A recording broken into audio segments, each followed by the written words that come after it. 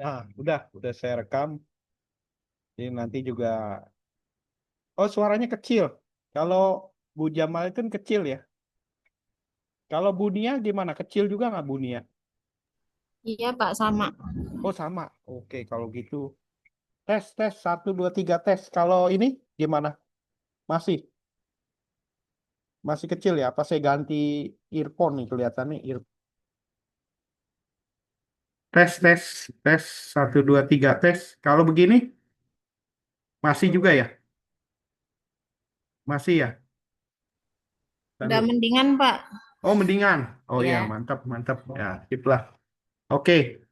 eh, jadi ya hari ini kita sebenarnya cuman tukar pikiran ya sama ibu-ibu sekalian. Seperti biasa, ibu-ibu nih kita ngerumpi kali ya. Saling saling sharing tentang konsep di AI. Jadi kalau ada pertanyaan boleh juga langsung ditanyakan ya. Jadi sudah saya rekam kegiatan kita hari ini.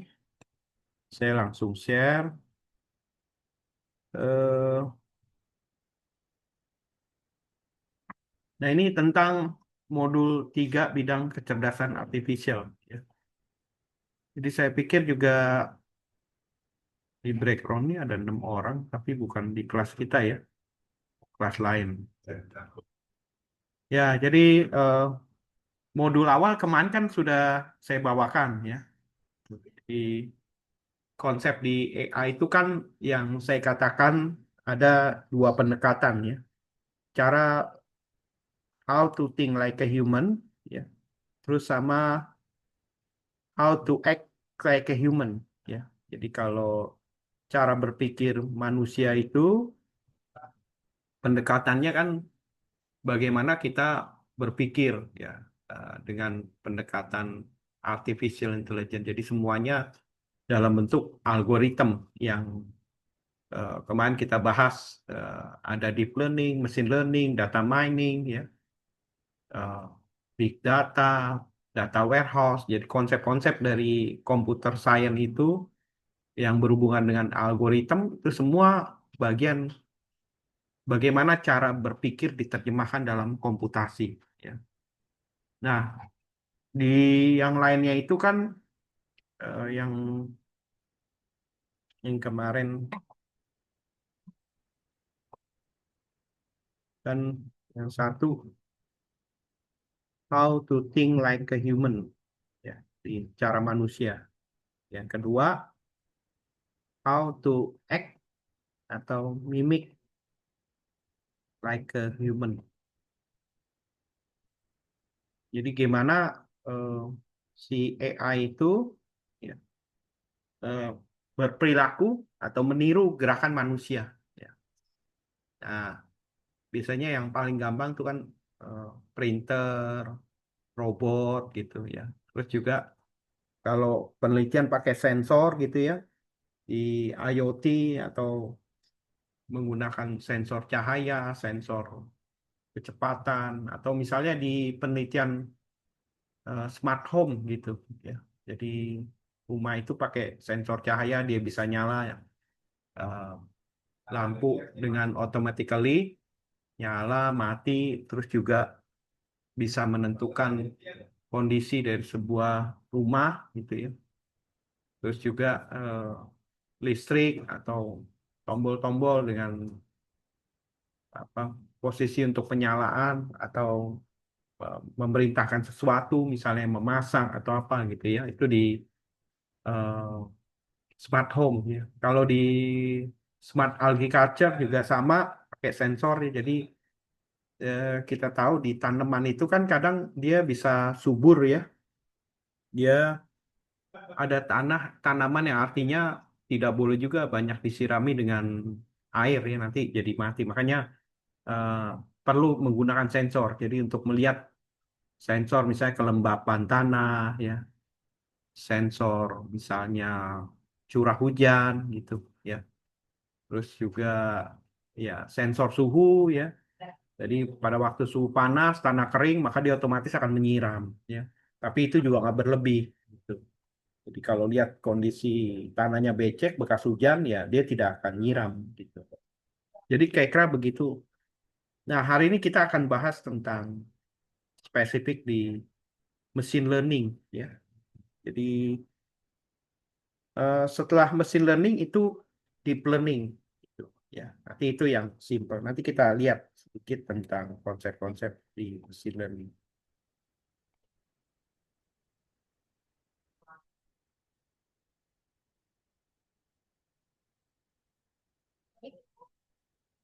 Jadi saya lewati saja. Ini kira-kira tujuan pelatihan, indikator, pola bahasan, alur pelatihan, pemanasan, berpikir kritis, dan sebagainya. Nanti kita lihat ya. Jadi modul ini membawa peserta dalam petualangan seru mengenai machine learning ya, salah satu cabang dari kecerdasan artifisial atau AI ya, memungkinkan komputer belajar dari data tanpa diprogram secara eksplisit ya. Jadi kayak kemarin Bapak Ibu pelajari contoh misalnya pakai Python ya. Nah, itu melakukan coding-coding dengan apa namanya memahami beberapa algoritma di machine learning gitu, ya. Lalu eh, juga mungkin pakai Google Colab ya. Kita tinggal aktifkan. Tapi semuanya ya, kalau Google Colab kan kita juga harus gunakan secara online ya. Kalau Python tuh kita harus install di komputer kita. Gitu. Misalnya pakai Visual Studio gitu ya. Jadi kalau ini mungkin yang ini contoh lah ya. Ini kebetulan aplikasi yang sedang dikerjakan saya dengan mahasiswa saya gitu ya. Tapi ini kita masih coba-coba beberapa library-nya belum ada gitu. Jadi kalau contoh misalnya kalau hmm,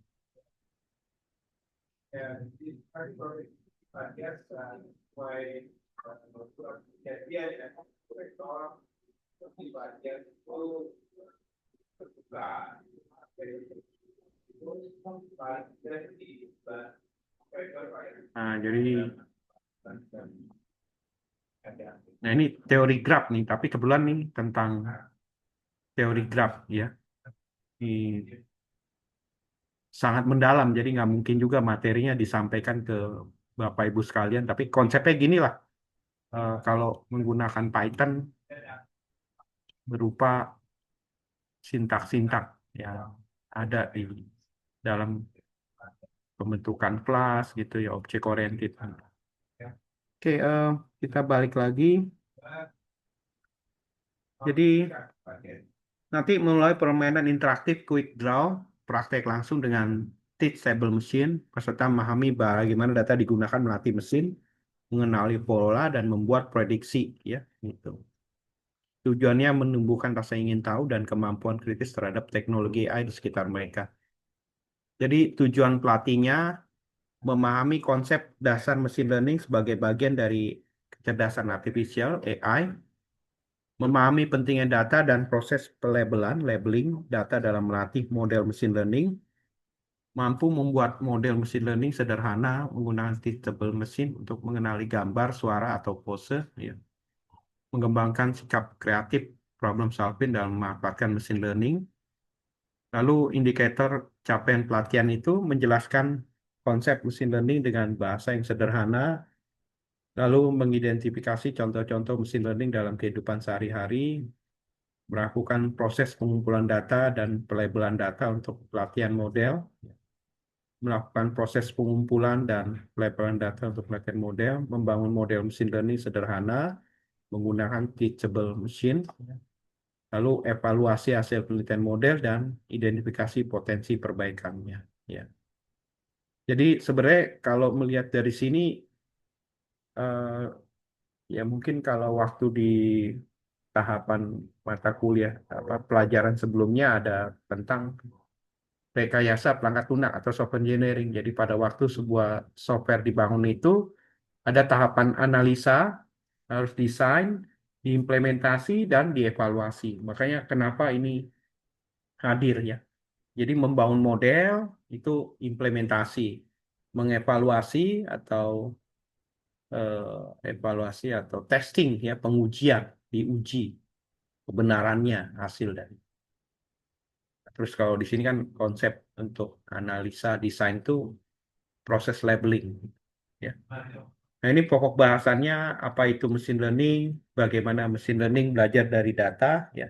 Ada data, training, model, prediksi ya. Jadi sebenarnya kalau secara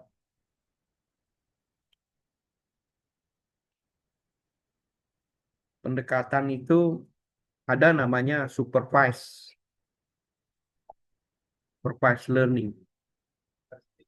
Terus ada unsupervised learning.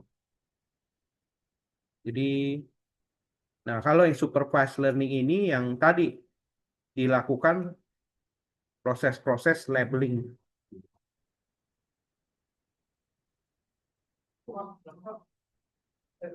Ada human intervention gitu, keterlibatan manusia untuk mengatur data.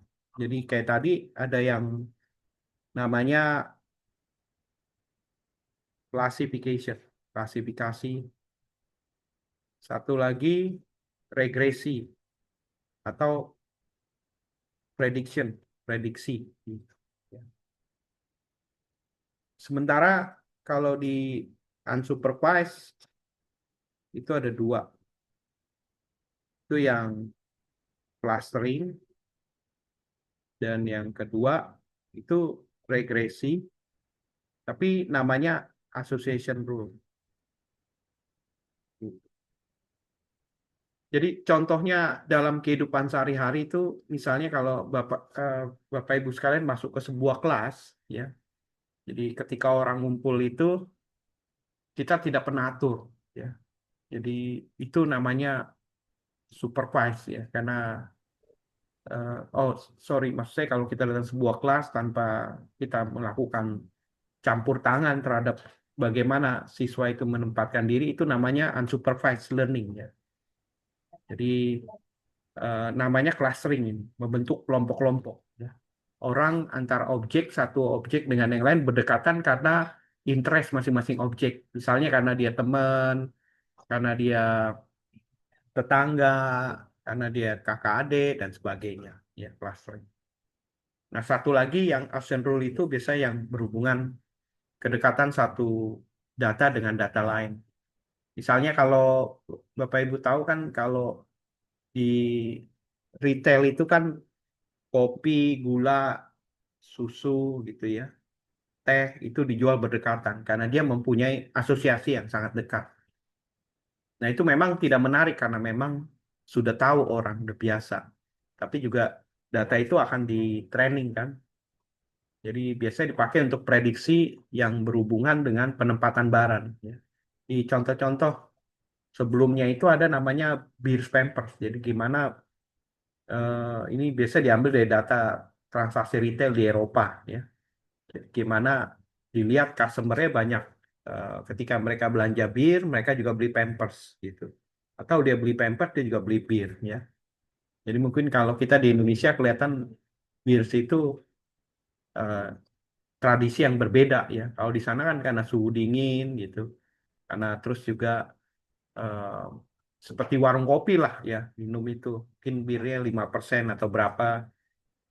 Jadi daripada dia minum di pub atau di bar, jadi dia eh, minum di rumah, jadi tidak terlalu mahal. Jadi dilihat tuh kedekatan. Nah, sementara yang supervised learning ini ketika ada campur tangan manusia. Misalnya Bapak Ibu masuk ke sebuah ruangan, diatur tuh misalnya. Misalnya contoh yang pria sebelah kiri, yang wanita sebelah kanan gitu. Itu berarti melakukan labeling tadi, di label gitu. Labelnya apa? Gender misalnya. Atau kombinasi. Yang wanita tinggal di Jakarta Timur sebelah kiri, yang wanita Jakarta Pusat yang beres kedua, yang wanita Jakarta dan seterusnya. Pria Jakarta Pusat. Jadi melihat dari lokasi eh, data yang berhubungan dengan demografi ya, tadi gender atau terus digabung dengan kota tadi ya tinggalnya di mana gitu. Jadi itu ada proses melakukan klasifikasi. Sementara kalau yang prediksi itu dia menggambarkan eh, bagaimana dari data tersebut kita bisa melihat prediksi apa yang dilakukan. Ya biasanya dari klasifikasi itu kita bisa menentukan ya. Saya contoh kalau dilihat dari tempat tinggal tadi Jakarta, Jakarta Pusat atau Jakarta Selatan dan sebagainya ya. Dengan gender, nah kita bisa lihat komposisinya. Nah itu jadi prediksi ya. Jadi kalau dilihat dari sana, jadi kebanyakan kita bisa hitung yang tinggal di Jakarta Pusat kebanyakan wanita gitu misalnya. Yang penghuni Jakarta Selatan kebanyakan pria ya karena melihat data tadi gitu. Ya itu jadi prediksi. Nah, kira-kira seperti itu yang akan dipelajari secara konsep ya. Jadi kalau kita bicara pokok bahasan, jadi data itu bisa dari data training ya. Nah, ini juga supervised learning ya, ini maksudnya labeling. Jadi kita belajar model ML dengan quick draw, dengan teachable machine ya. Eh,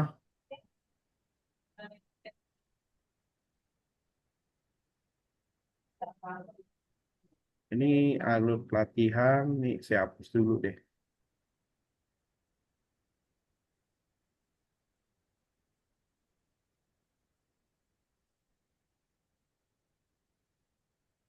Ya dulu deh.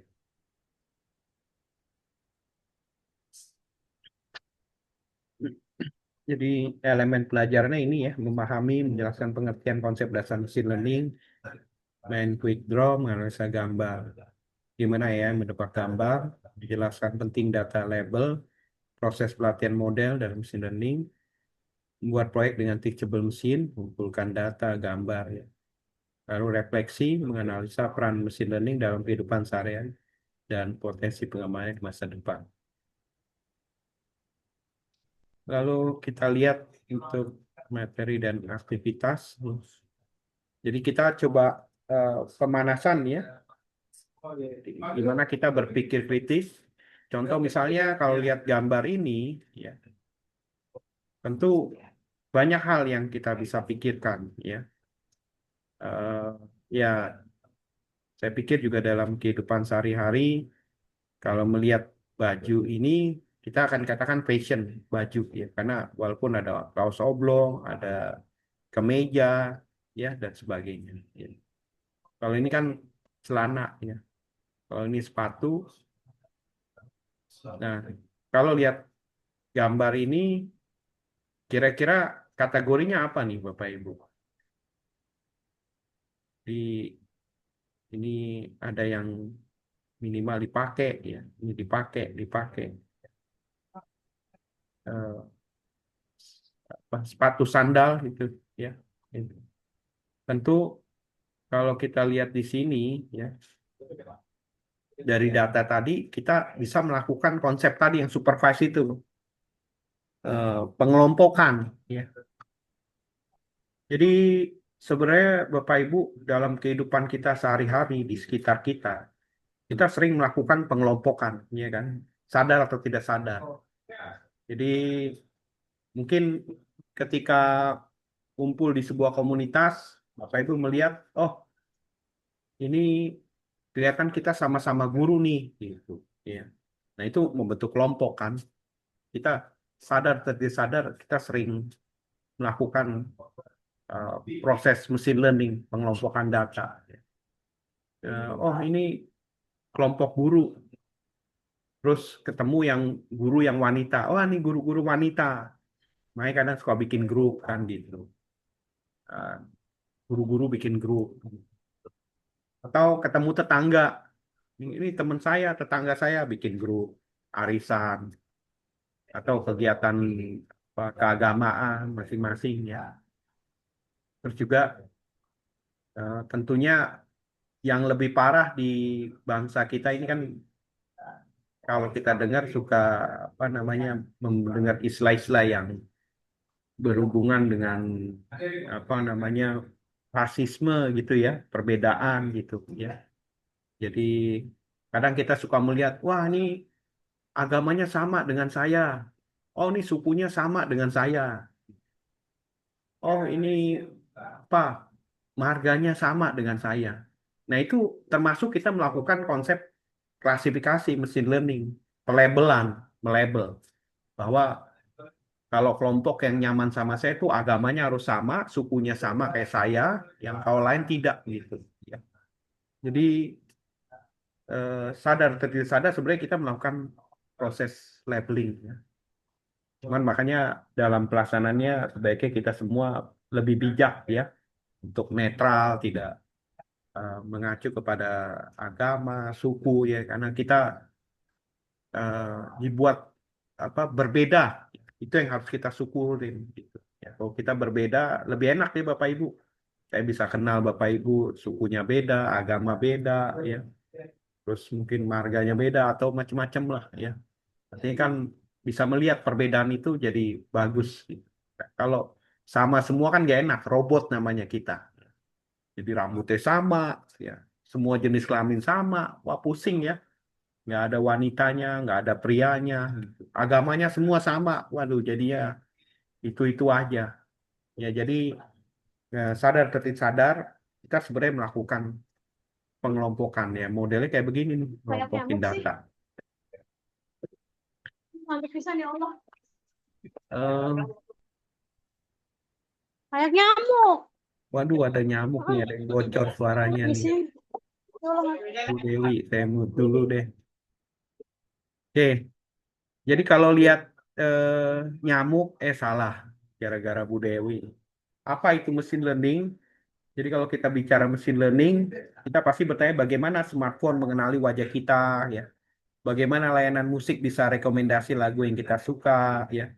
Jadi kita lihat bagaimana mesin learning bekerja, ya.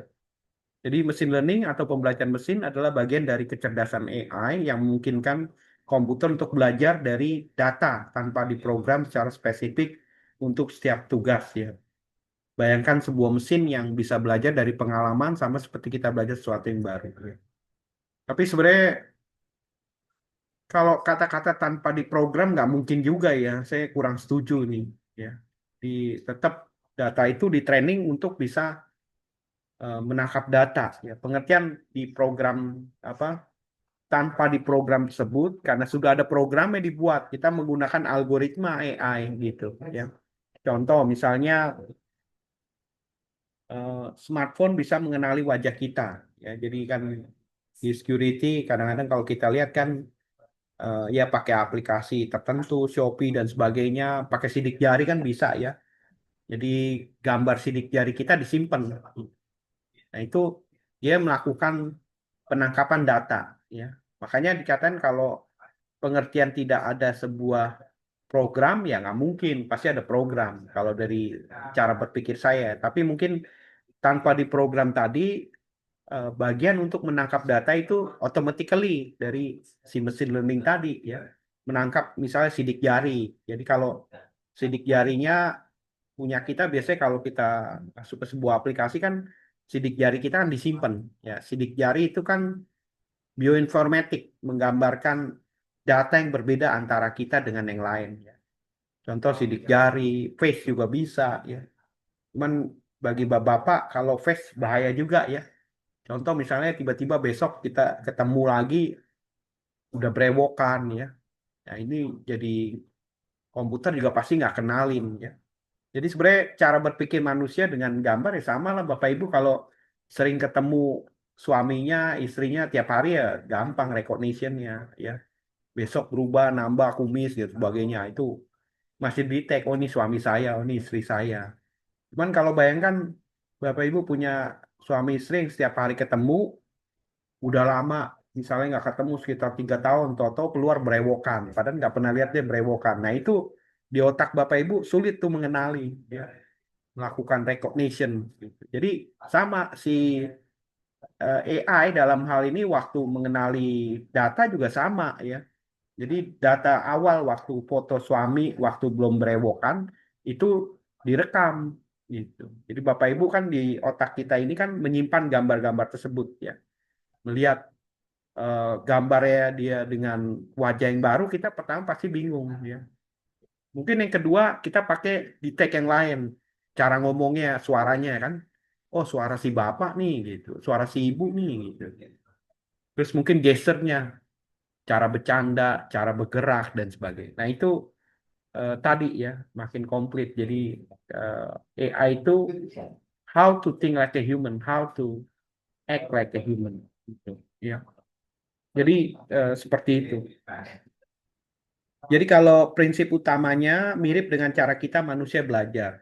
Contoh data ya. Jadi kalau mesin diberikan banyak sekali contoh data, misalnya mengenali gambar kucing, kita memberi ribuan gambar kucing dan gambar bukan kucing. Nah, dia mentraining tadi ya.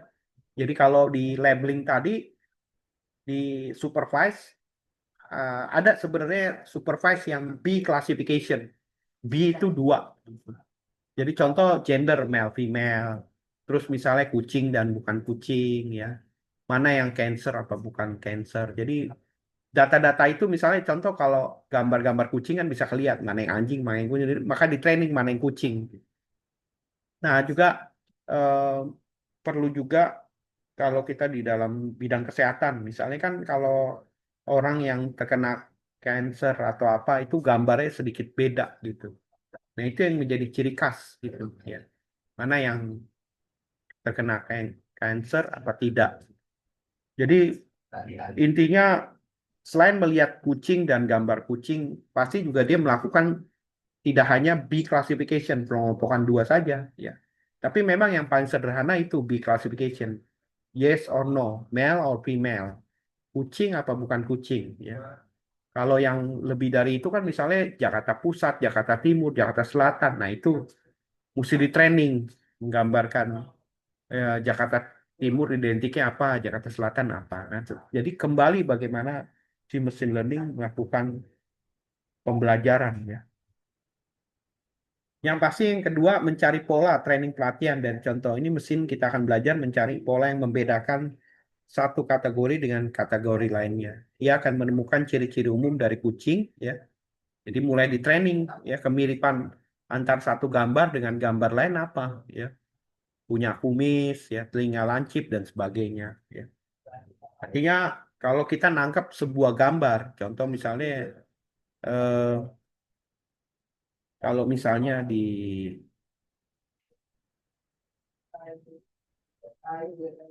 sorry.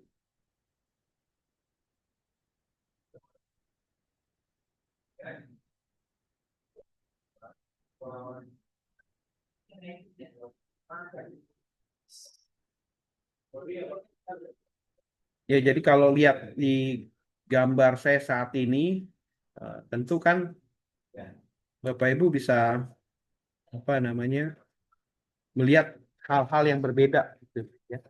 Contoh misalnya mungkin saya kasih analisanya ya kalau ini enggak, jangan di blur deh. Nah, misalnya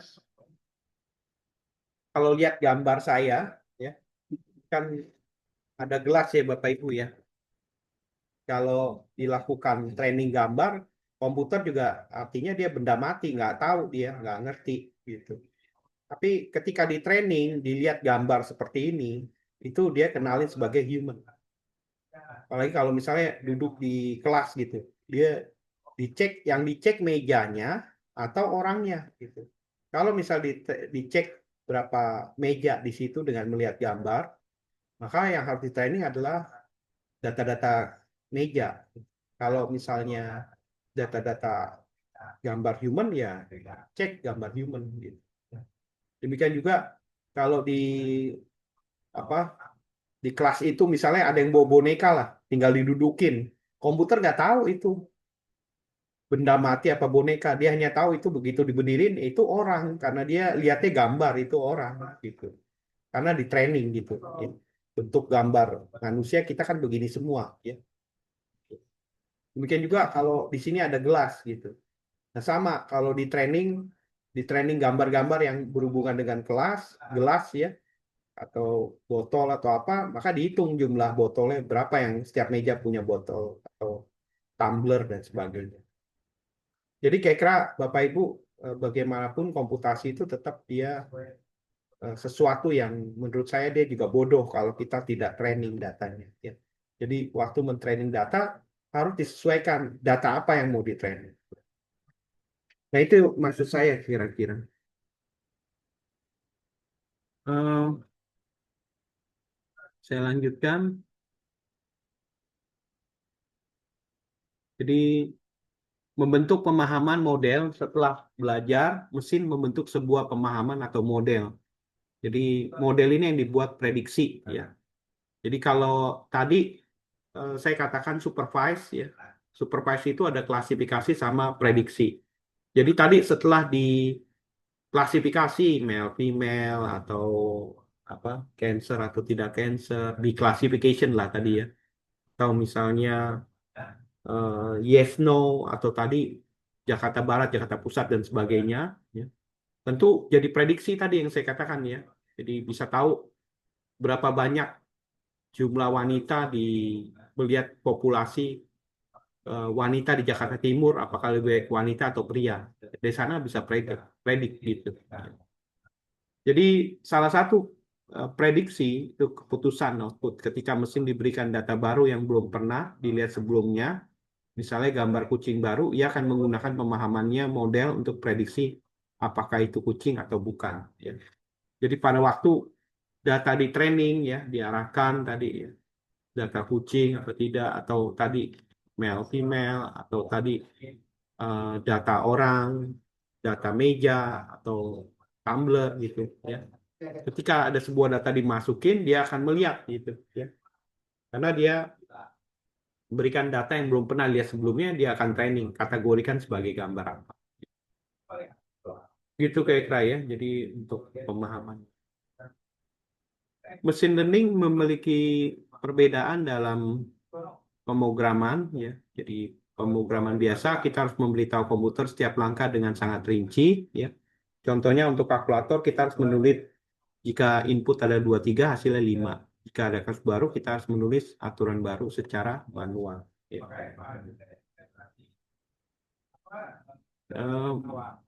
Mesin learning memberikan data dan membiarkan mesin mencari polanya sendiri. Kita tidak perlu memberitahu setiap aturan secara spesifik. Ini jauh lebih efisien untuk tugas-tugas yang kompleks seperti pengenalan gambar atau suara. Ya. Jadi memang data itu secara keseluruhan, kalau contoh misalnya di konsep big data, ada variety, ya. Volume, variety, velocity. Variety itu menggambarkan data yang diolah itu ada yang terstruktur, ada yang tidak terstruktur. Yang terstruktur biasanya yang berhubungan dengan database, ya. Ada baris, kolom, gitu. Atau tabel Excel, ya.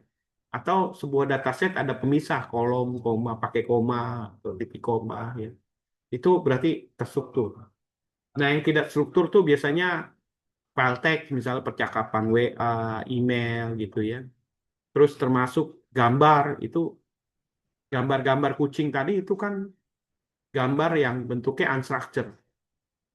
Jadi supaya bisa dikenali, semua data itu harus dirubah menjadi structure tadi. Strukturnya tadi mengenali pola bagaimana gambar manusia, gambar meja, gambar botol, gambar kucing, mana yang kategori sebagai kucing apa bukan. Ya.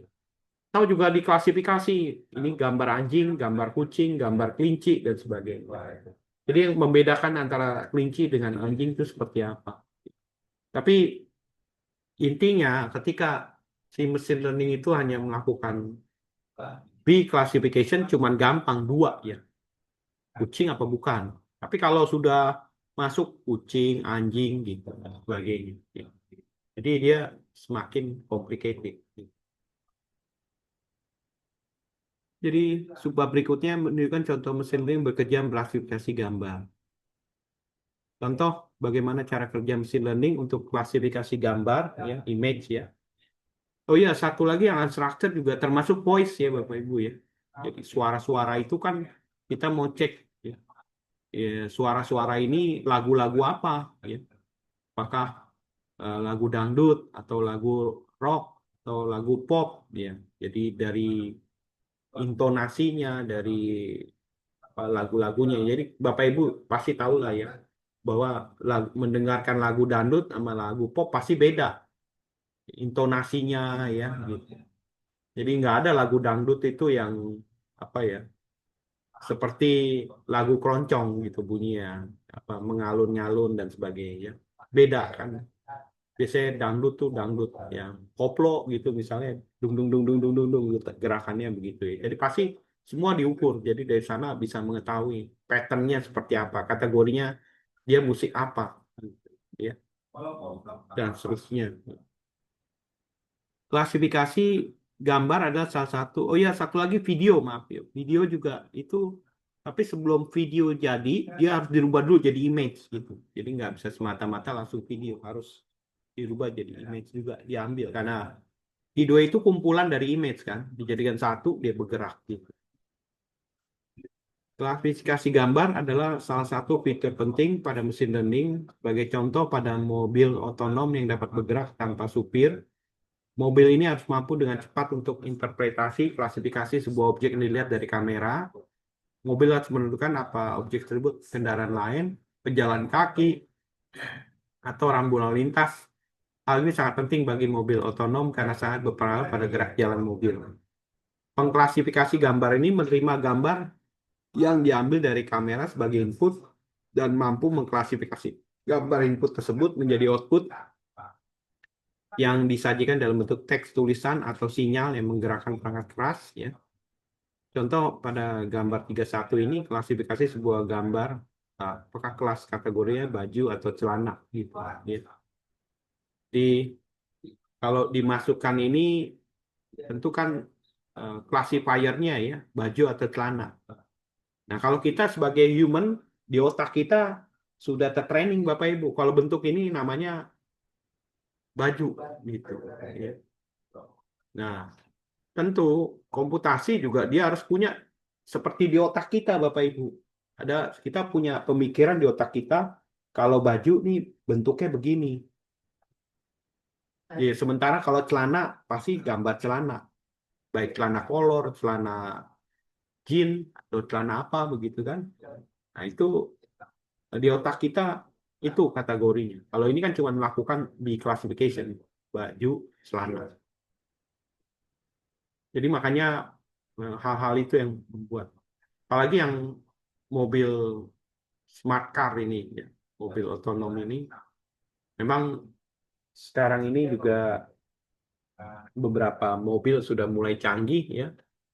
Cuman kalau jadi kayak contoh yang mobil Chery itu kan bisa kita memberikan perintah. Chery misalnya open the window please, dia bisa tuh langsung buka. Jadi sudah ada mobil yang mulai ke situ. Chery close the window, open the sunroof. Cuman dua itu aja menurut saya sih ya. Kebetulan ada temen yang punya mobil Chery, jadi baru dua perintah. Tapi sebenarnya itu kan perintah dari voice to text, lalu memberikan eksekusi pada komponen di kendaraan tadi untuk menggerakkan. Jadi sudah ada komputasinya, komputernya di sana. Jadi dia yang mengeksekusi perintah-perintah tersebut. Ya, cuman baru dua gitu. Ya. Juga ada yang apa yang saya lupa ya, brake otomasi gitu. Jadi cuman itu bahaya juga ya. Kalau orang lewat langsung rem mendadak.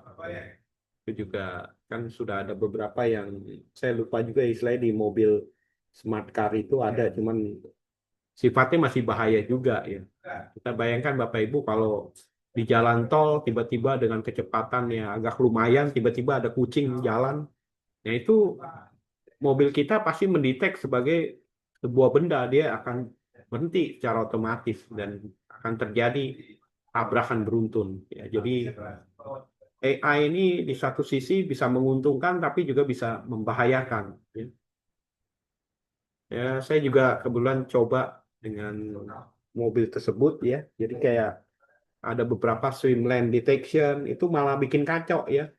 Jadi kalau lagi ngebut berpindah jalur itu kayak setir itu kayak apa? kayak apa ya, kayak ditahan gitu.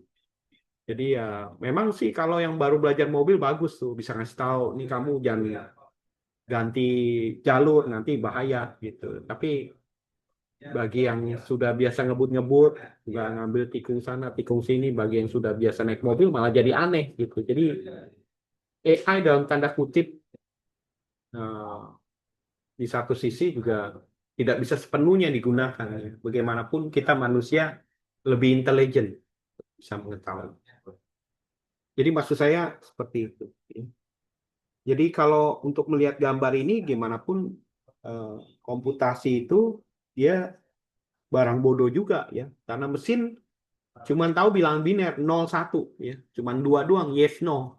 Anda bayangkan di rumah itu yang bahasa begitu kan anak-anak kita yang masih bayi ya, cuman bisa we, kalau lapar we, sedih mungkin ya. Kita bisa kenalnya, oh sedih nih anak gitu. Oh dia ketawa, hehehe. Oh berarti ini lagi happy dia. Kita cuman kenali itu. Nah itu komputer kita cuman itu. Cuman kita memberikan komputasi program sehingga komputasi itu diterjemahkan menjadi bilangan yang lain sehingga bisa tadi menjadi lebih AI ya, setingkat AI dia lebih intelijen. Jadi untuk perhitungannya tadi mesti di training, mesti ada data-data baju ya, di komputasi ada data-data baju sehingga sama seperti otak kita ya, karena kita lihat gambar ini secara fisik itu bagi kita panggil baju, bukannya apa kue oncom kan gitu. Lihat bentuk yang lain itu celana, baik celana kolot, celana jean, bukannya rempeyek gitu. Karena di otak kita udah tersimpan gitu.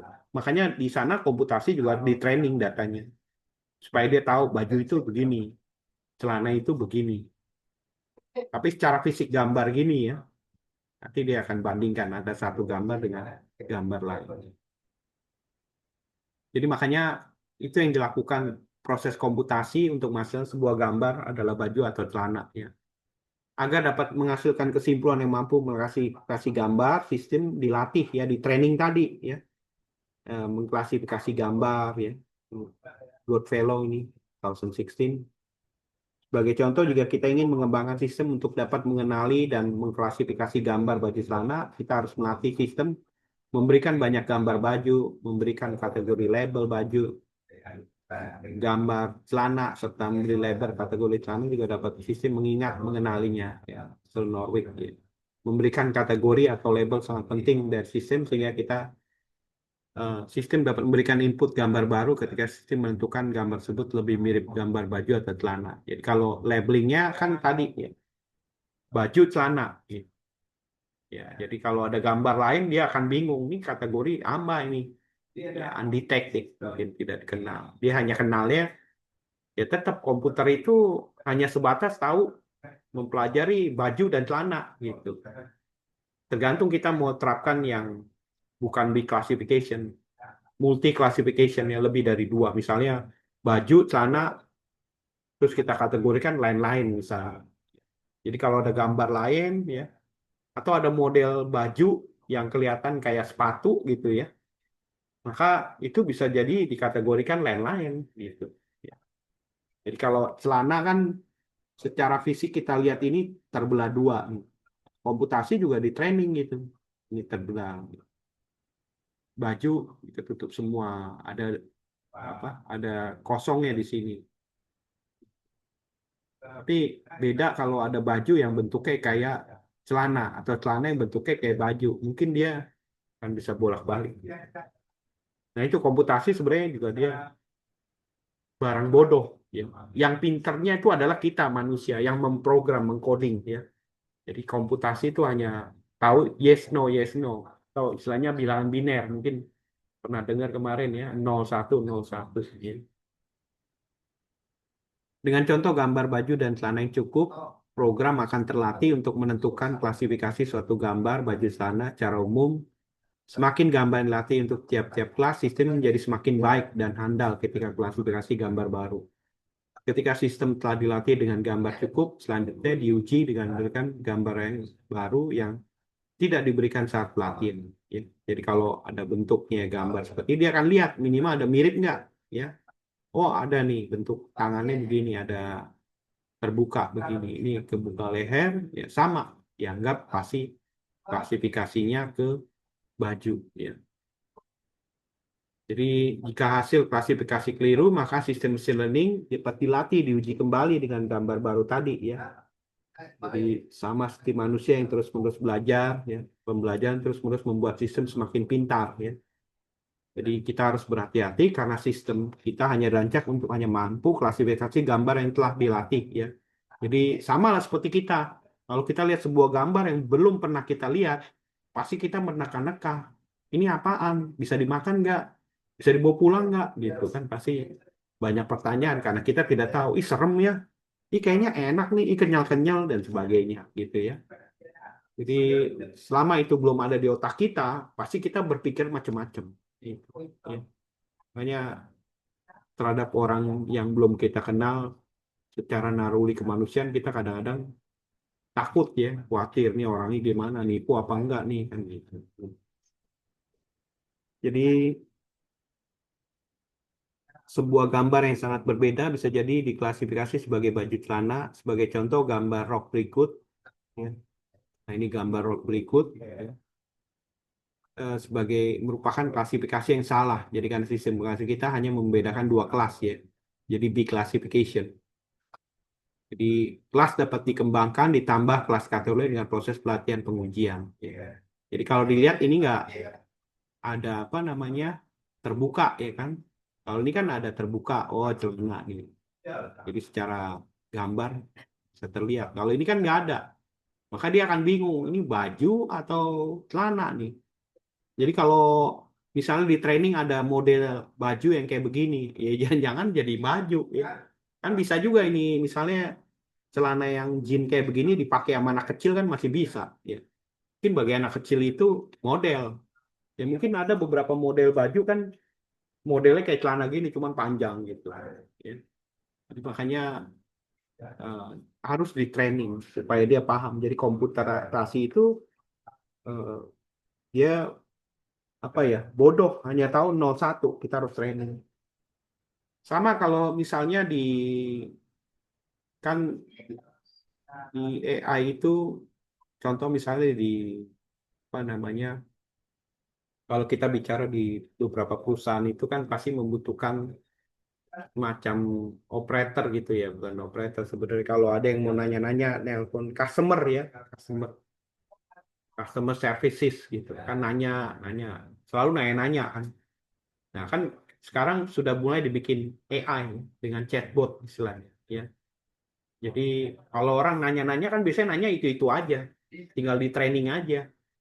Ya tadi ketika sebuah chatbot baru belajar, pertanyaannya kayak ya SD mungkin atau anak kecil gitu. Kalimatnya masih sedikit. Bapak Ibu, kita semua semakin pintar karena pengalaman kita semakin bertambah. Kita banyak menyimpan di otak kita kalimat-kalimat bertanya, kalimat-kalimat seru gitu ya. Jadi kadang-kadang kita suka mengartikan sebagai sebuah pertanyaan atau pendapat gitu dan sebagainya. Itu jadi berhubungan dengan apa yang kita pelajari sehari-hari gitu. Jadi makanya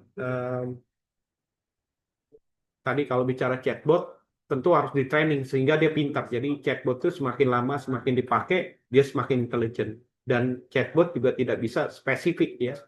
Mungkin Bapak Ibu yang pernah belanja di Shopee juga tahu di situ ada beberapa aplikasi mereka pakai chatbot tuh ya. Cuman kadang kita tanya apa jawabannya apa nggak sesuai. Makanya harus disesuaikan. Ya. Lalu kita masuk ke jaringan saraf tiruan. Ya. Nah, jaringan saraf tiruan ini kan semacam konsep di machine learning. Ya.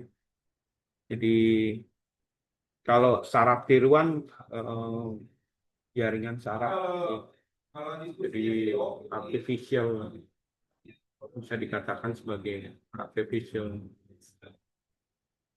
neural network, ya. Jadi JC adalah algoritma machine learning yang digunakan pada aplikasi Quick Draw atau Teachable Machine. JC ini memiliki cara dengan presentasi pengetahuan dalam kumpulan node yang diilhami dari kumpulan neuron pada otak manusia yang saling tersambung dalam bentuk garis diilhami oleh sinapsis pada otak manusia.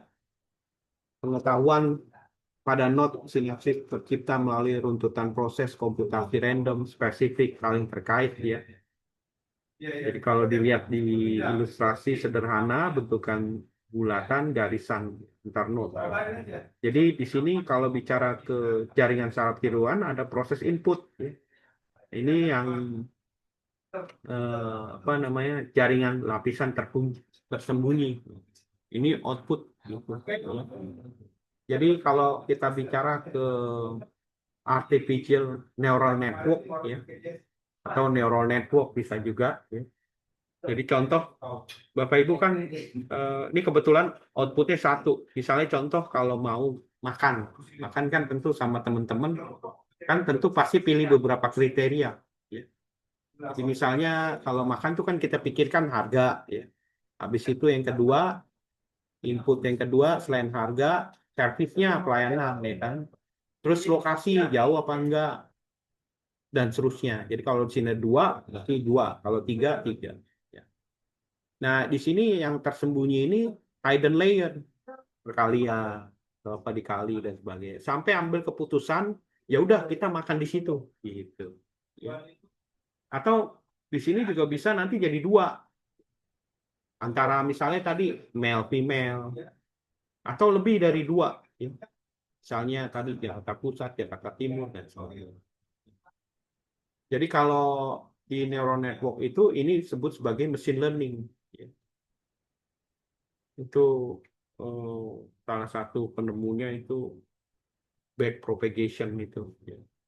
Ya saya lupa lagi namanya itu ya penemunya. Jadi dia tahun 1959 itu. Nah, jadi kalau misalnya nanti Bapak Ibu dari machine learning menjadi deep learning, hidden layer ini jadi banyak nih. Jadi 3, 4 lagi dan seterusnya. Gitu. Itu menggambarkan sebuah hidden layer yang sangat complicated. Makanya disebut sebagai deep learning. Deep-nya karena hidden layer-nya banyak. Itu ya. Node input pada lapisan input menerima input, maka gambar representasi dalam bentuk data di node input. Node berikutnya melakukan komputasi menentukan kelas apa dari gambar pada input tersebut. Ya. Garis panah memiliki bobot wake berbeda yang tampak dengan tebal tipisnya garis panah. Ya. Jadi ini digambarkan sebagai bobot. Ya. Proses komputasi yang terjadi dengan melibatkan bobot garis panah dan node terus berlanjut lapisan berikutnya yang akan dibandingkan dengan gambar sesuai label. Ada proses umpan balik atau feedback yang terjadi seterus-menerus ya.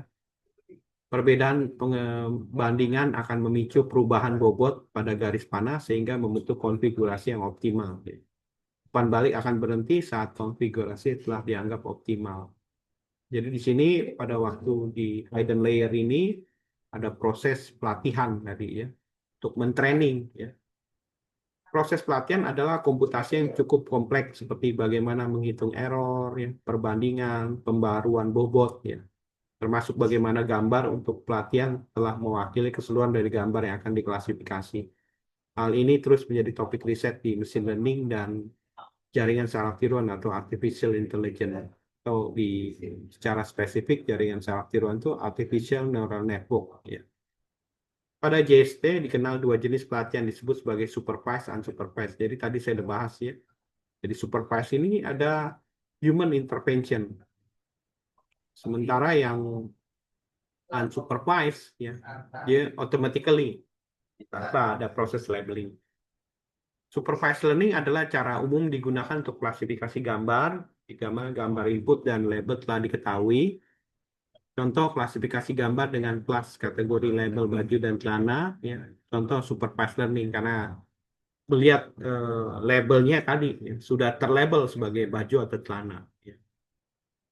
Jenis pelatihan unsupervised learning menggunakan cara di mana input tersedia, namun kelas kategori label belum diketahui. Ya. Pelatihan jenis ini biasanya digunakan untuk mencari pola baru, misalnya dari data perjalanan para turis, data medis, ya. Nah, makanya tadi saya katakan untuk unsupervised ini sifatnya clustering, ya. Jadi clustering itu terbentuk karena kedekatan. ya, distance ya untuk metriknya. Bagaimana jarak antara satu objek dengan objek lain dilihat yang berdekatan.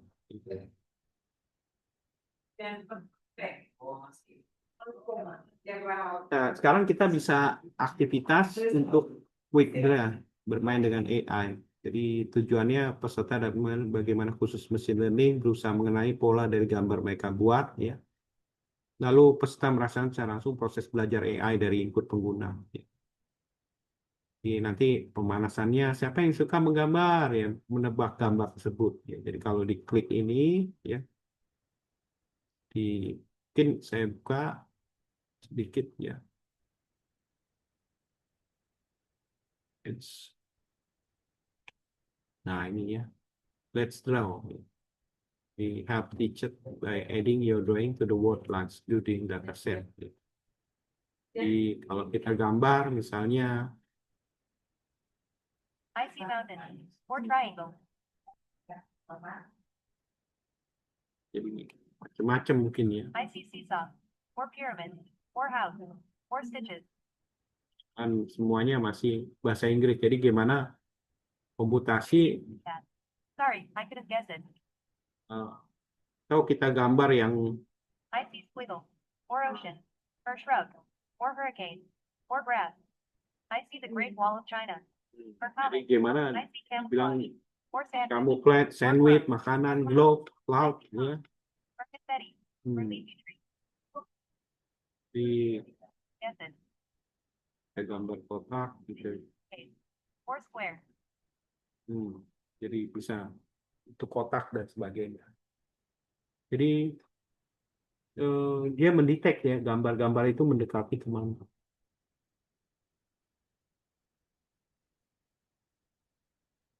Jadi mungkin Guess it. bisa diajak untuk menebak dari sebuah pola gambar ya, dari perangkat mereka untuk bermain menggambar beberapa putaran, menggambar misalnya anggur atau apapun. Jadi, memperhatikan bagaimana AI menebak, ya, bahkan akurat atau tidak.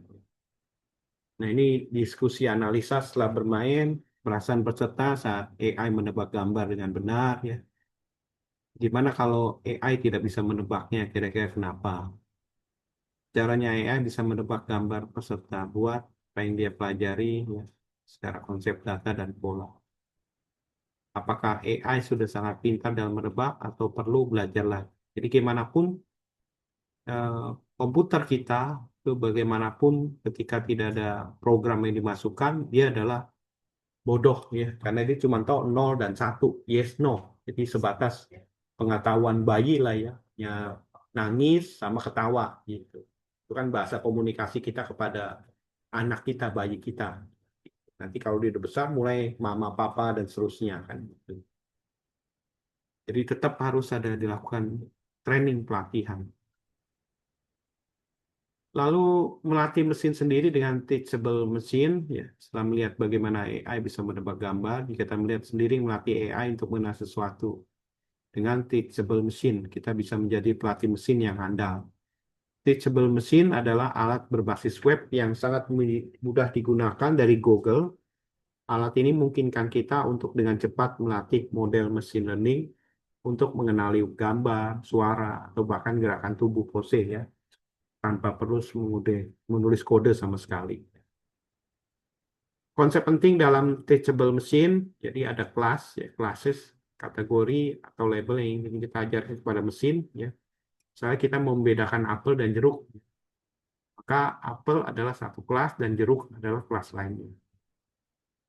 Lalu contoh sampel data, untuk setiap kelas kita perlu memberikan banyak contoh data, semakin banyak dan bervariasi contohnya semakin pintar mesin kita. Jadi memang kalau kita training komputer kita ya dengan algoritma tertentu tadi ya tentu dia semakin pintar ya. Lalu pelatihan train model setelah memberikan contoh untuk setiap kelas kita akan melatih modelnya. Proses ini membuat mesin belajar pola dari data yang kita berikan ya. Lalu yang keempat ekspor model ya. Setelah model terlatih kita bisa menggunakannya di proyek lain misalnya di Scratch atau PictoBlock ya. Jadi export model ini kita membuat model yang sudah kita training, kita latih. Nah, aktivitas 32 membuat detektor gambar dengan teachable mesin. Peserta mampu mengumpulkan data, gambar, dan melabelnya, ya, karena ini konsep supervised. Ya.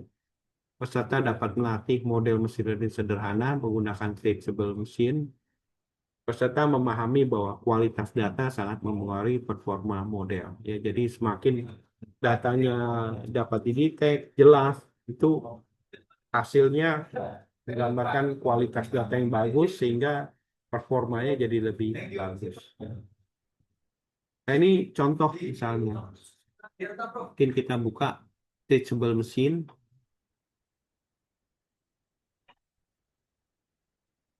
Jadi kalau ini kira-kira teachable mesin, ya, gimana kita fast easy way to create machine learning model for your site, ya, apps and more, no expertise or coding required. Ya.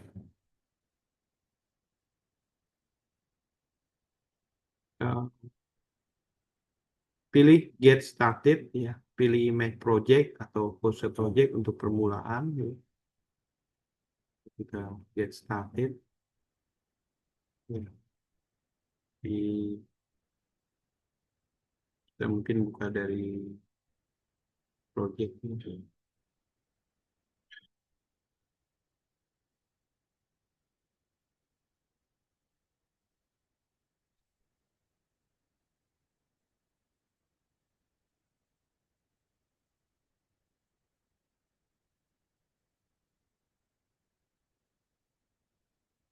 Atau kita ini udah masalah dari file aja lah.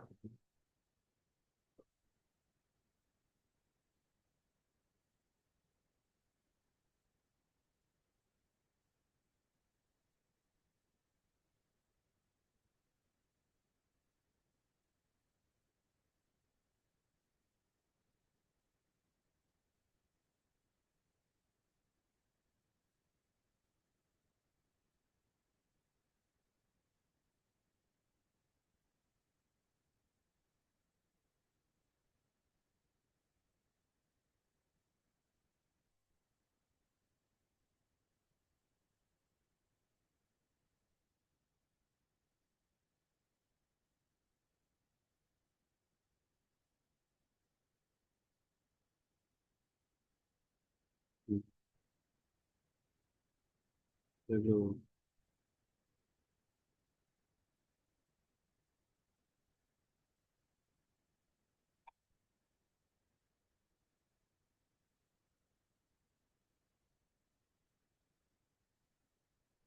nah misalnya kita lihat contoh gambar orang lah, gitu ya.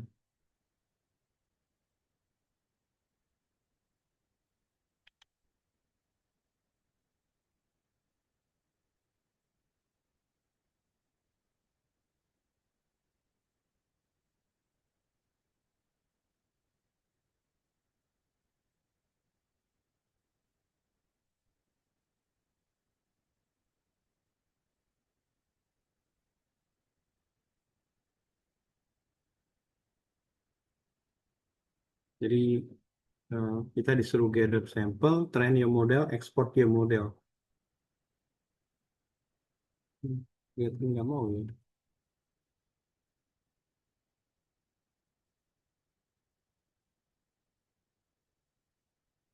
Aneh juga ya.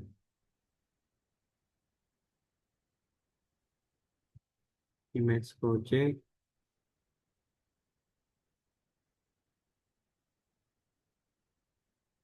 Lalu kalau yang teachable train your model,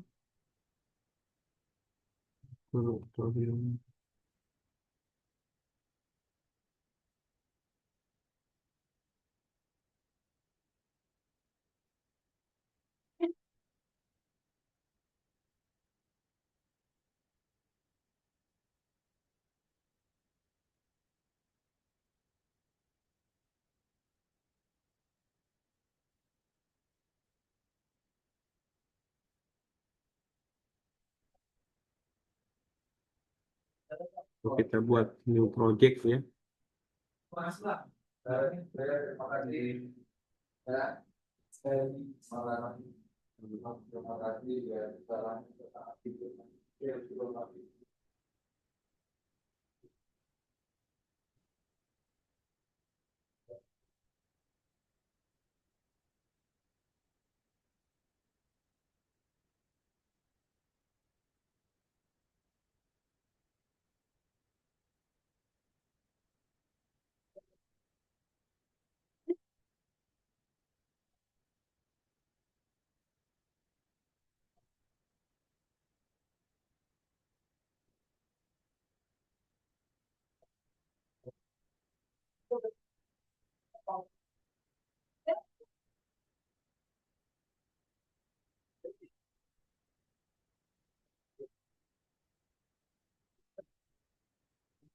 Jadi kalau sebenarnya buat gambar ya, dia dan grup view example, kategori, lalu di train, di export.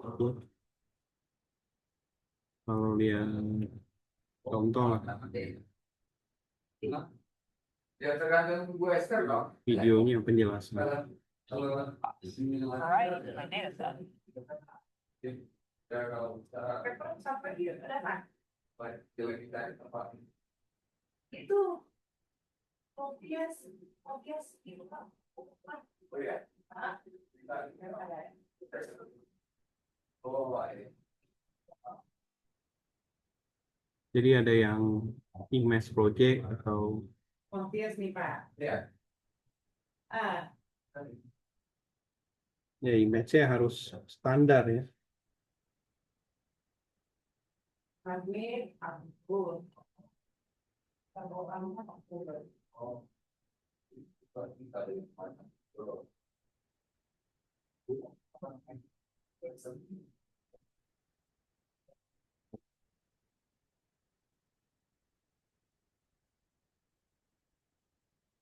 Tiga. Kalau bisa ya. Ya, bingung juga ini kenapa ya nggak jalan. Jadi intinya Ya dua. kita suruh bikin project, bisa pilih image project, audio project, atau pose project. Kalau ada kan dalam bentuk suara ya, sound. Terus kita kelompokkan nih kelas kategorinya. Ya. Kelas 1 misalnya gelas, buku, ponsel. Lalu memberikan nama yang jelas ya untuk teachable mesin. Kalau ini pakai ini ngaruh Rumah maksimal tuh Pak. Kan lagi maksimal kan. teachable. Oh. Tetap Pak, Desember aja ya.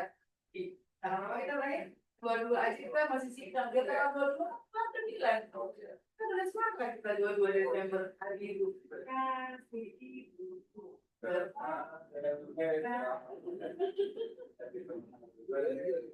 Biar dong buat Teachable. ya tergantung dari promotor sih.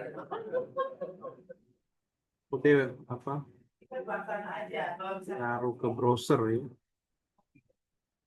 Biasanya lagi kalau itu di Get start, new project, sama juga ya.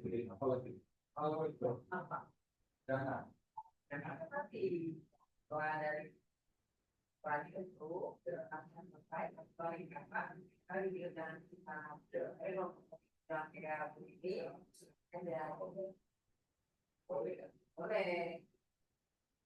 Yang penting ini sih Pak. Pelaku promotor. Jadi nggak mau kenapa ya?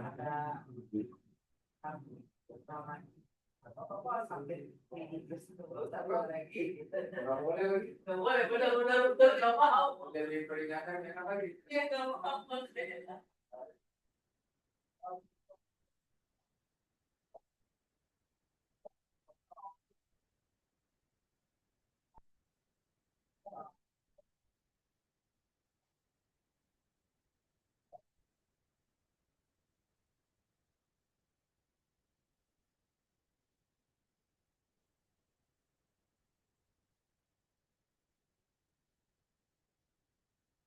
Ya di Google Drive kebetulan nggak ada nih.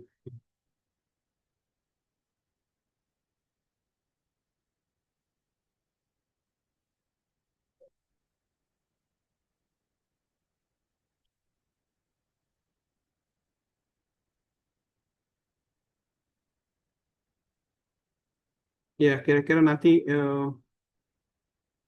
ini yang bisa dilakukan ya, artinya dia reachable mungkin ada masalah di server atau gimana saya juga bingung. Di, setelah diambil gambarnya lalu kita kelompokkan ya.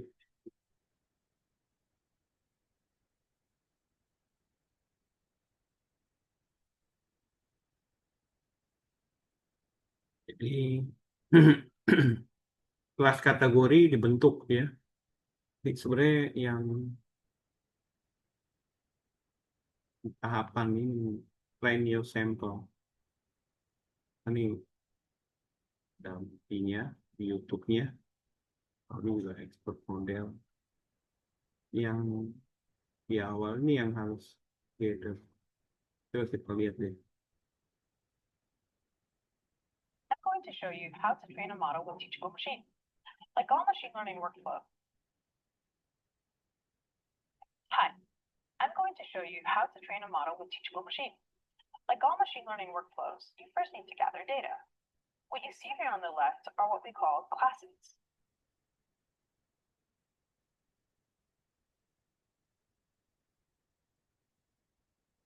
Nah, ini baru terbentuk ya. Mungkin butuh waktu tadi ya, kelihatannya. So, nah ini butuh waktu tadi. Kalau yang grocery sini enggak nih malah. Ya, karena browser juga pengaruh ya penggunaan ini satu dua aplikasi. Jadi misalnya saya kasih gambar inilah ya.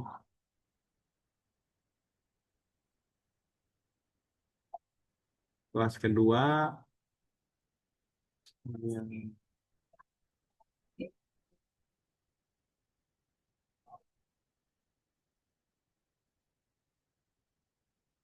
Oh ya, itu kan, Osman apa kan? Enggak. Ya, bukan lewat dulu.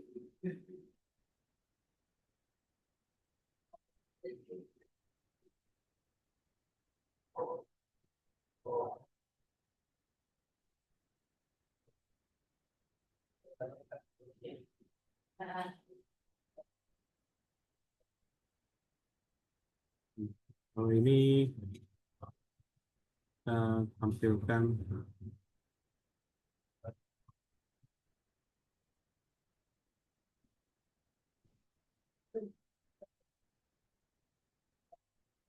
kita train model ya.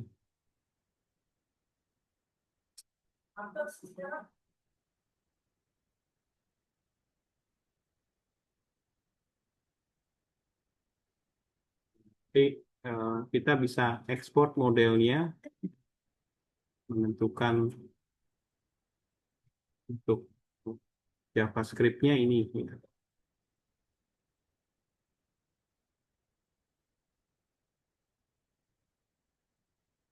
Jadi TensorFlow JS-nya ini dia bagian dari JavaScript yang bentuk. Kalau kita upload model kita ya, dalam bentuk JavaScript tadi.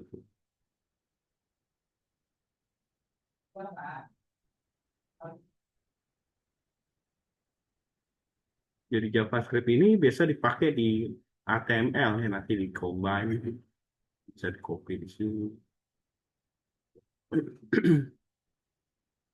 Atau yang kalau model yang di share di sini ya.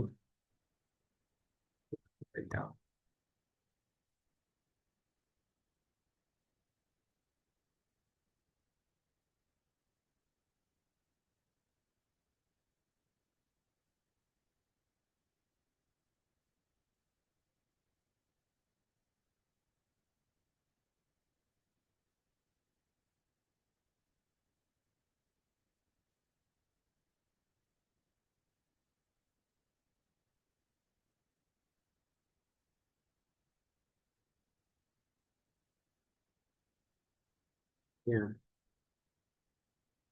ini TensorFlow-nya ya, jadi kalau dipakai dalam JavaScript-nya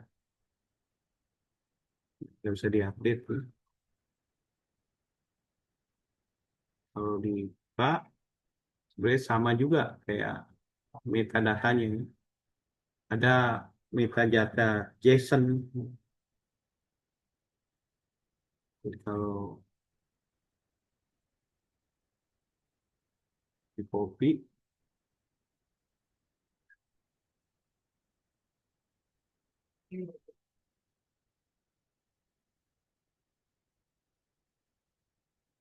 biasanya JSON itu juga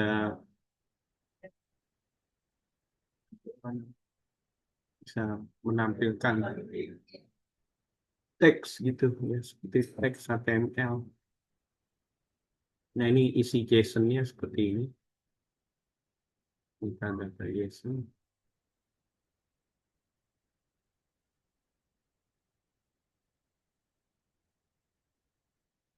Kelihatan bisa dibuka. Webkit bin-nya.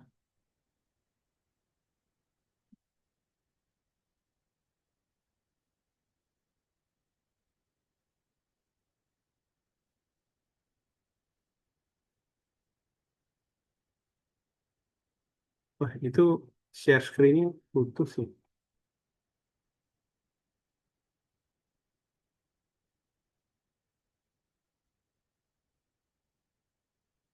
Oke, ini udah di-share lagi. Jadi ini yang hasilnya kalau dijalankan. Jadi kita lihat ke ya nanti untuk kategorinya, misalnya kita pembelajaran eh, kelompok kelas tergantung gambarnya nanti ya juga ya. Kita harus training nanti. Silakan Bapak Ibu cari gambarnya, apakah kategori gambar-gambar gelas gitu ya, gambar buku, gambar ponsel ya, berikan setiap namanya. Lalu nanti di training, di review, di teachable machine learning. Nih, kalau di pelatihan itu kan disuruh seperti ini ya. Gimana ini kalau pakai webcam ya datanya. Kalau tadi kan pakai image gitu ya.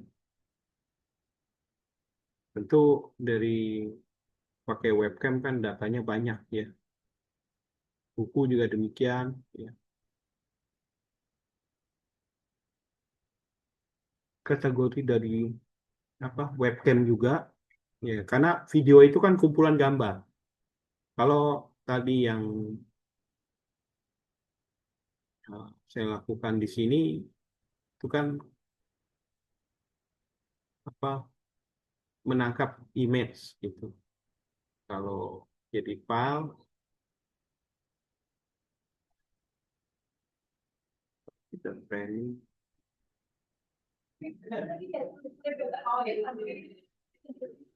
Jadi berikutnya kalau di off training.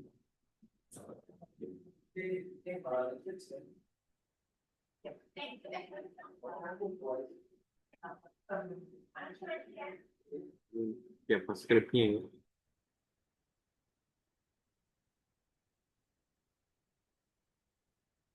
Kalau di webcam ya, tapi kalau dari bentuk file ya,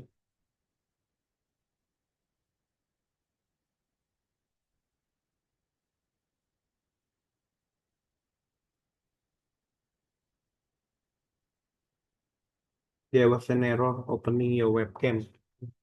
Ini harus ada image ya di gambar ini. Kita juga bisa nambah kelas ya. Misalnya taruhlah gambar yang bebas lah.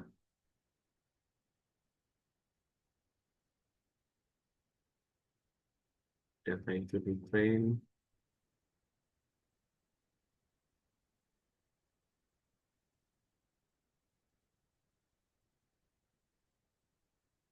Jadi kalau karena posenya dibentuk tiga kelas, outputnya di sini. FPOH ini untuk bagaimana berapa kali dilakukan, batch size-nya, learning rate-nya berapa. Gitu. Jadi kalau secara pembentukan kelas, dibentuk 3 kelas ya sesuai dengan pengelompokan di sini. Dan kita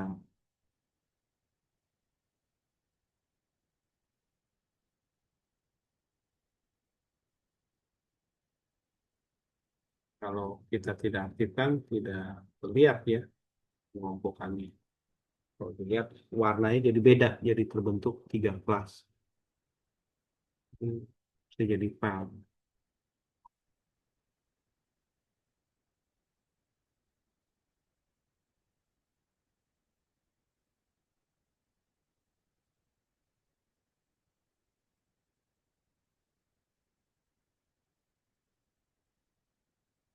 Jadi kalau kita masukkan bisa kelihatan data-data yang di training tadi ya nanti dibandingkan dengan data-data di sini nanti. Makanya gambar ini tadi saya taruh sini terus eh, saya pindah ke sini karena sama ya. Nanti mungkin kelas 1 bisa diganti nanti kelas-kelas gitu ya dan sebagainya. Jadi kalau contoh di eh, webcam video gambarin buku, kalau ponsel tampilkan berbagai sudut ya. Nah, kalau di training ya kan setelah data itu klik tombol train model.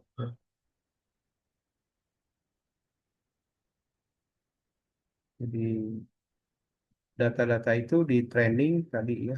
Gambar. Di training ya.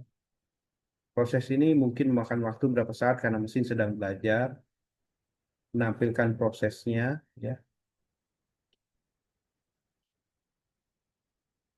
Nanti untuk model preview pelatihan ya. Sekarang mungkin kita coba apa,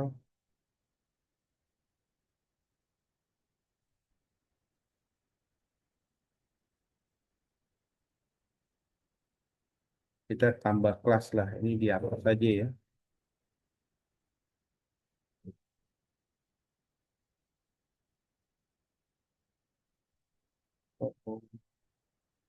Misalnya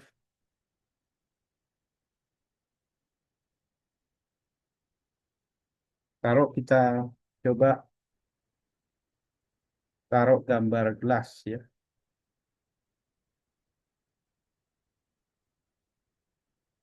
Di seandainya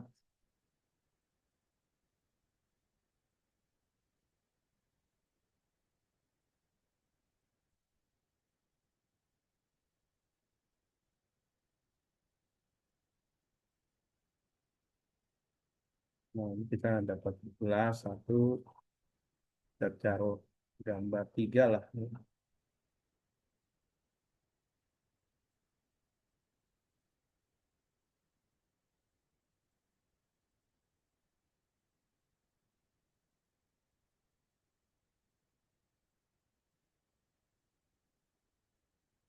Gelas 2 ya.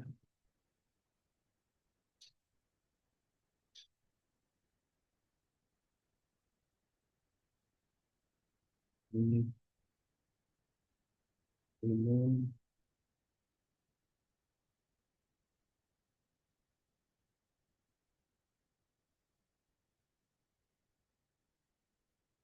jadi kalau headset.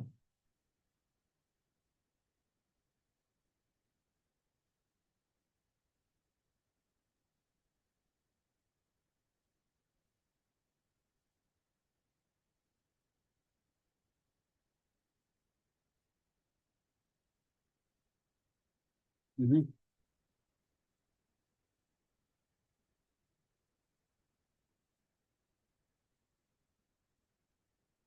Oh, oh, lari ke sini. Dah bentar.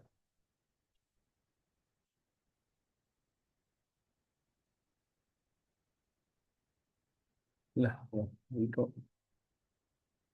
Hmm, oh ini.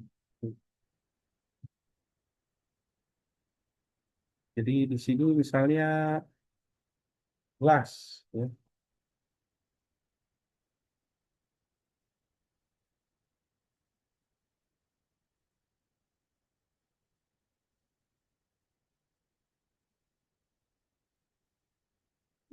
Jadi sebenarnya juga bisa dimasukkan dengan banyak gambar ya. Tadi cuman gelas, beberapa gambar gelas nggak bisa dikenal ya. Kita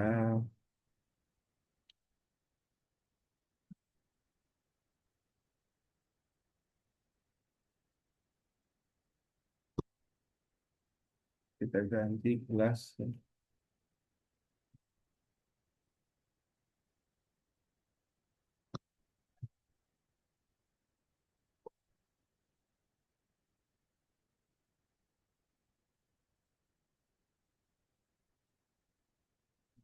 Terus kita tambah kelas baru, misalnya satu.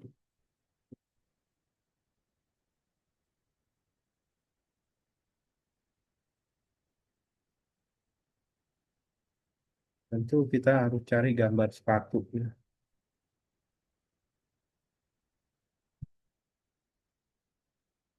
Nah,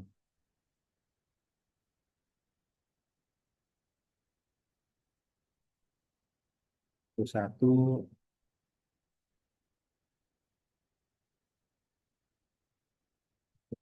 itu dua,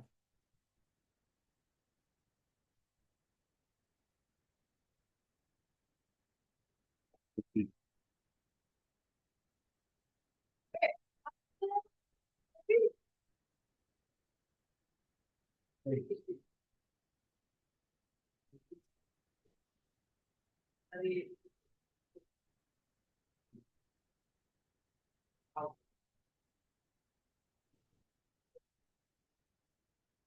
Jadi kalau kita training ya,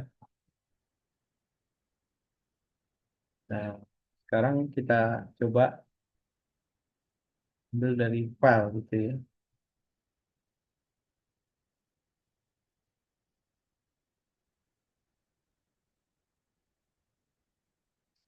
Contoh,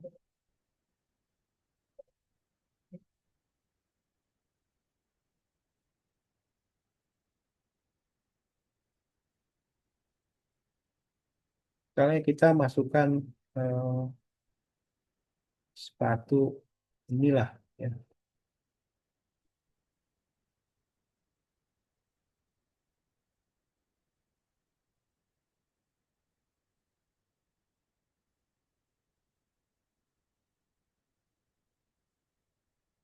Jadi kalau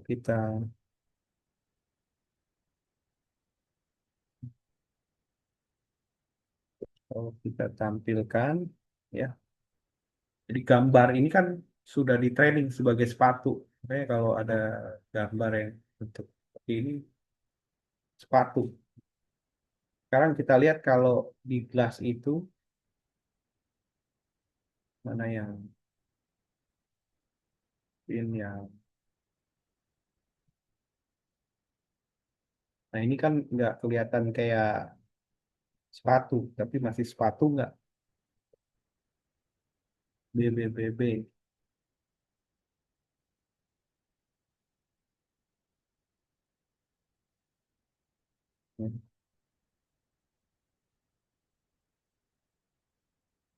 Jadi tetap dia sebagai sepatu gitu ya.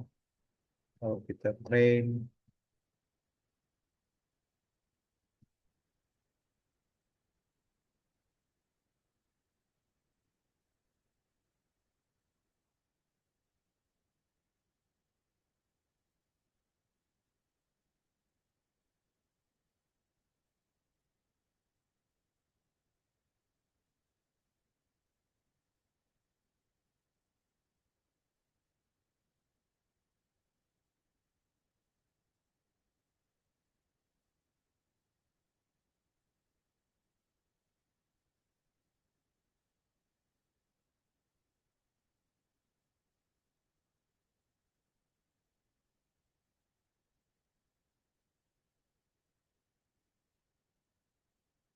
Kalau kita lihat yang gelas lah. Gelas kan ini juga disebut gelas ya, cuman bukan gelas minuman. Mungkin kaca ya.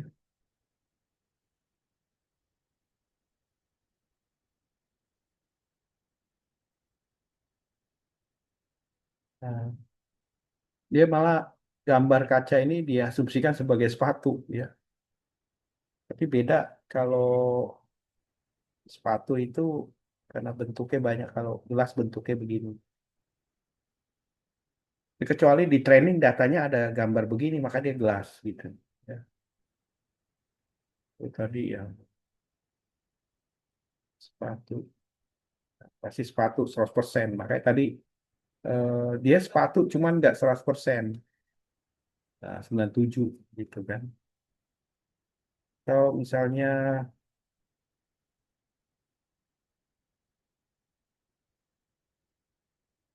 sepatu gelas kombinasi. Nah, coba kita lihat sepatu yang terbentuk dari gelas.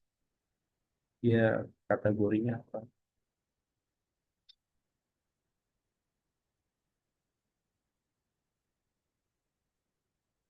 Tetap sepatu ya, karena bentuknya sepatu walaupun dia terbuat dari kaca. Jadi kira-kira seperti itu Bapak Ibu, nanti tinggal diarahkan untuk bisa memasukkan apa namanya data-data yang nanti bisa dikategorikan sebagai apa gitu ya. Eh,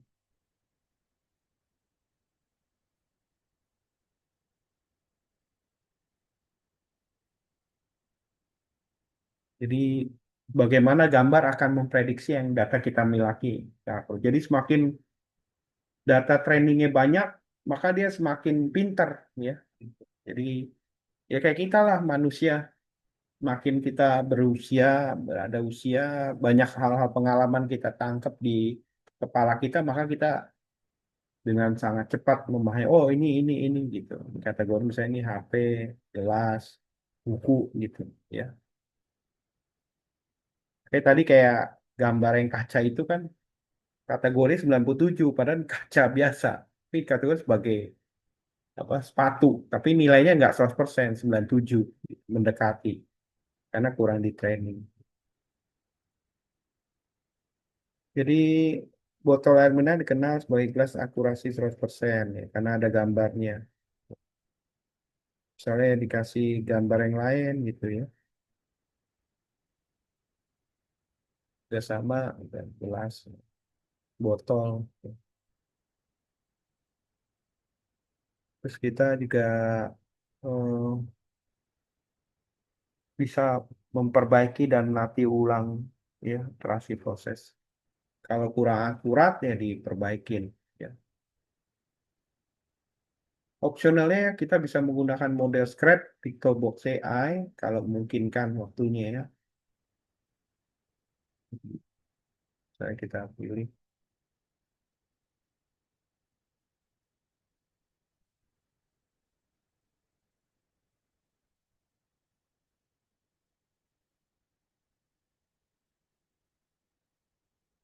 Tes.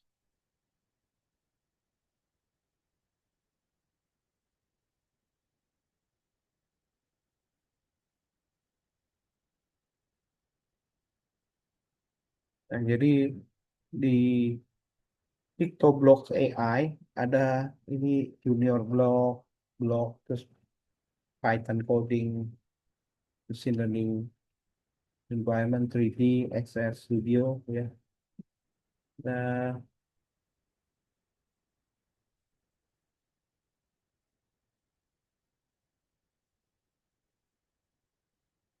oke, tes.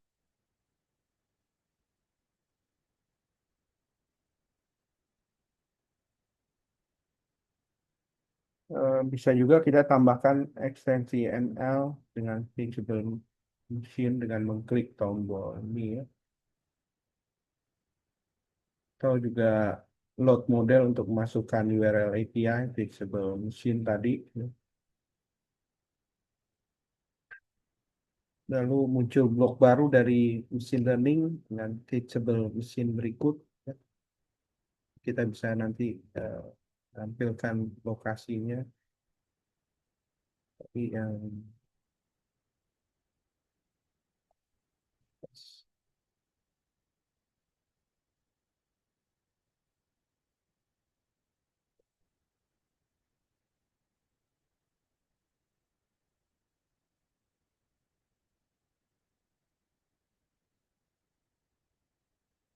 tapi mana? Ya, kalau ini preview, kalau tadi jadi data-data yang bisa kita download nih ya. Data itu dibuat di sini, nanti dibuka di My Frozen Model. Jadi nanti dia membentuk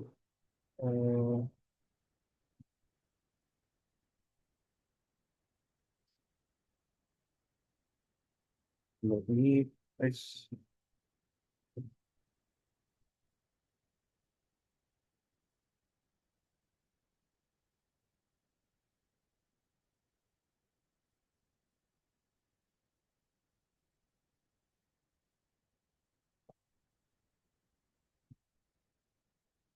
kalau download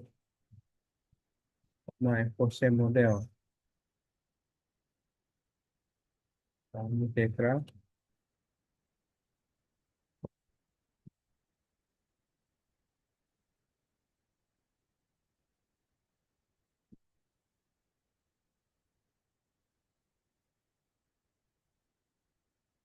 Jadi yang kalau My Frozen Model itu kan ada metadata, ada dua kelas ya, model Jackson. Ya.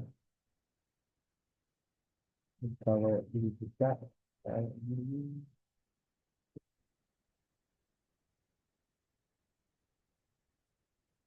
open with test. Ini ya tadi data-datanya. Ya tadi ini udah ya.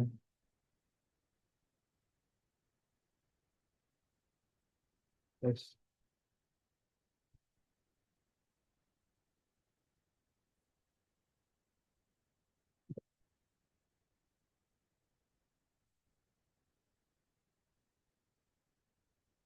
hmm, eh,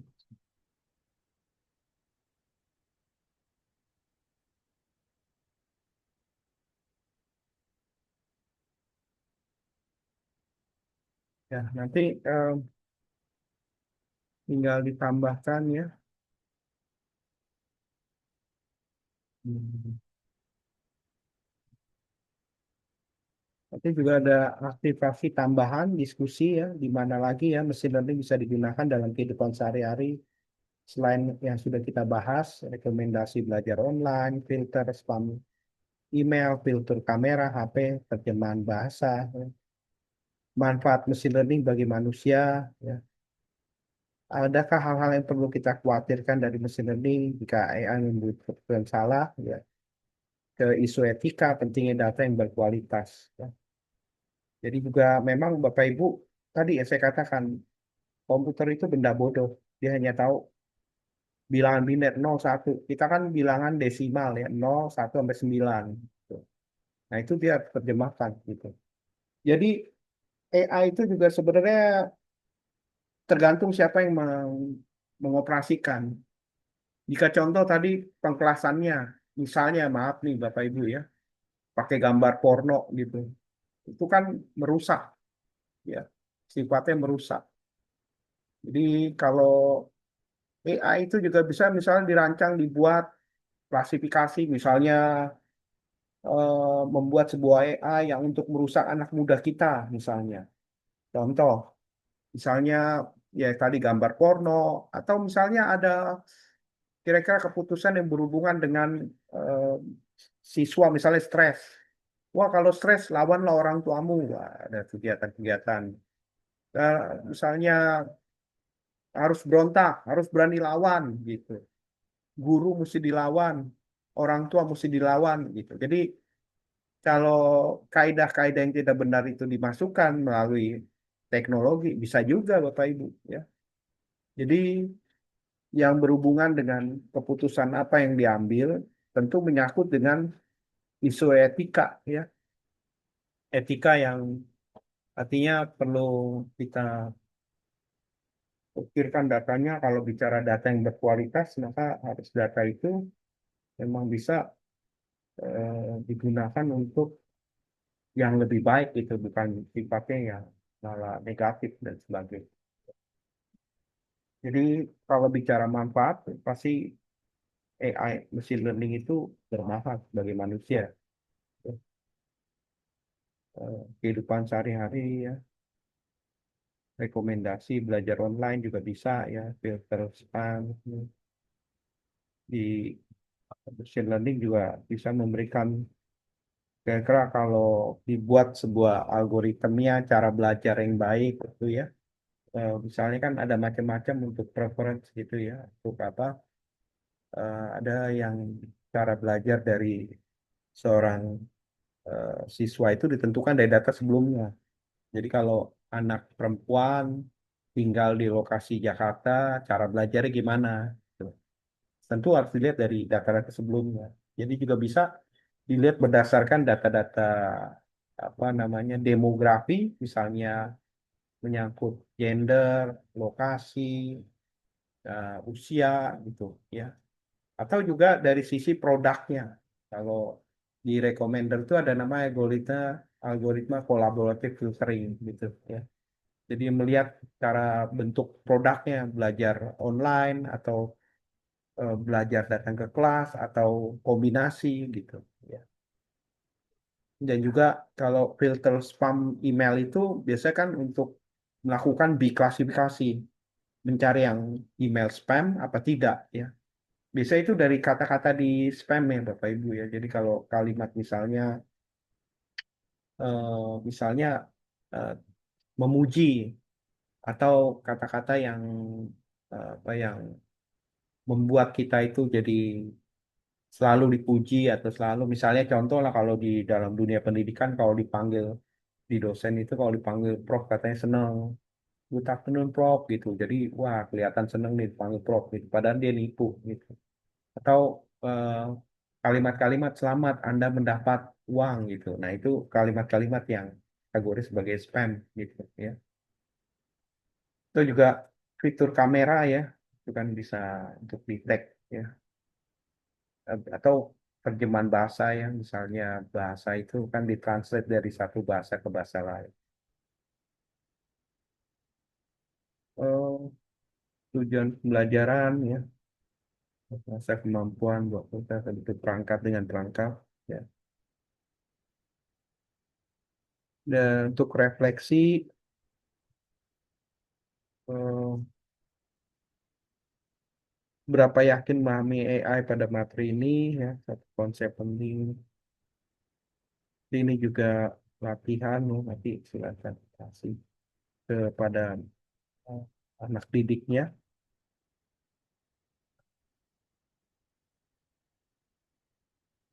Oke, sampai sini saya pikir cukup Bapak Ibu. Mungkin dari sini ada yang mau ditanyakan, dipersilakan.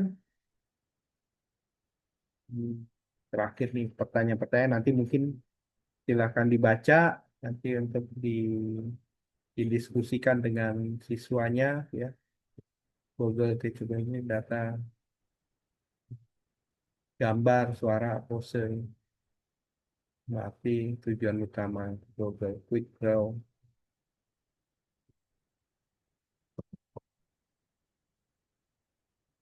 Sampai sini ada pertanyaan Bapak Ibu. Mudah-mudahan bisa memberi eh, inspirasi dan pemahaman Bapak Ibu tentunya semakin bertambah gitu ya. Di luar kelihatan hujan ya. Di tempat Bapak Ibu hujan juga ya.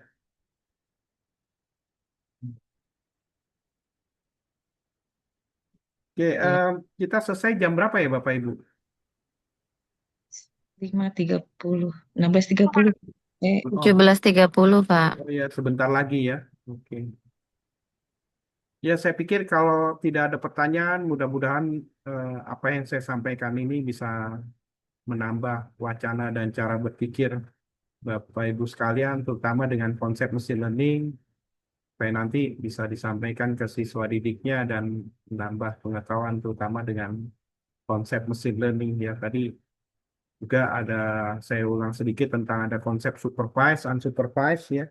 Terus ada jaringan saraf tiruan atau tadi artificial intelligence atau artificial neural network itu sebagai cikal bakal awal dari sebuah algoritma eh, machine learning, ya. Bagaimana memproses ada input, ada hidden learning dan output, ya. Nanti kalau kita belajar deep learning, hidden learningnya semakin diperbanyak begitu, ya. Oke, saya pikir itu aja Bapak Ibu. Terima kasih. Sampai ketemu nanti di Rabu ke depan. Selamat sore semuanya. Salam sehat. Selamat beraktivitas kembali. Terima kasih Kasih, Bapak Pak. Ibu. Selamat sore, terima kasih Ya, Pak. mari. Ya, Makasih, Pak. terima Terima kasih, kasih, Pak. Pak. Sore. Selamat sore. Ya. Ini.